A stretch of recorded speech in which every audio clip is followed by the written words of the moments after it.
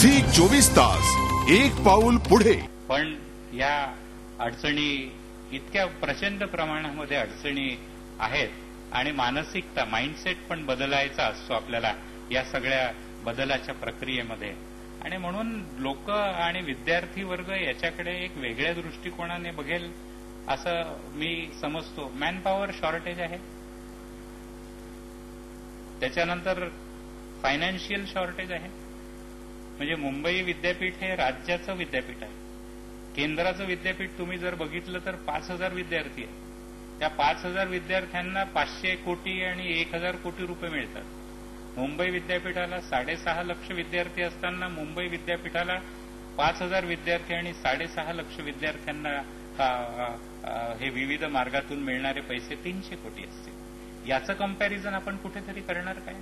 या सगळ्या अडचणी आपण जाणून घेणार काय? आणि या अडचणीतून जे विद्यापीठ मार्ग काढत आहे, प्रयत्न करत आहे, जाणीव पूर्व प्रयत्न करत आहे, ते प्रयत्न देखील आपल्याला बघण्याची आवश्यकता आहे. अगदी शेवटचा प्रश्न तो थोडासा राजकीय प्रश्न आहे. विद्यार्थी संघटना तुमच्यावर आरोप करतात. काय या विद्यार्थी संघटनांना विशेषतः राजकीय पक्षांना तुम्ही उत्तर द्याल? कारण का राजकारण हे विद्यापीठापर्यंत ते आणण्याचा प्रयत्न करतात. तुम्ही काय सांगाल? ते काय उत्तर त्यांना द्याल?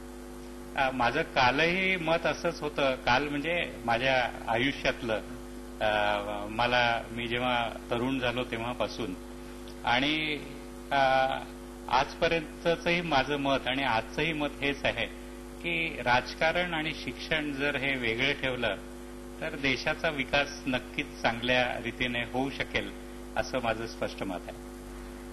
धन्यवाद. हे होते डॉक्टर राजन वेळुळकर, मुंबई विद्यापीठाचे कुलगुरू. गेल्या काही वर्षात त्यांनी चार्ज घेतल्यापासून अनेक सुधारणा करण्याचा प्रयत्न केलेला आहे आणि त्या सुधारणा दिसत आहेत आणि यापुढच्या काळात सुद्धा सुधारणांचा ओघ मुंबई विद्यापीठात असा सुरू राहणार आहे.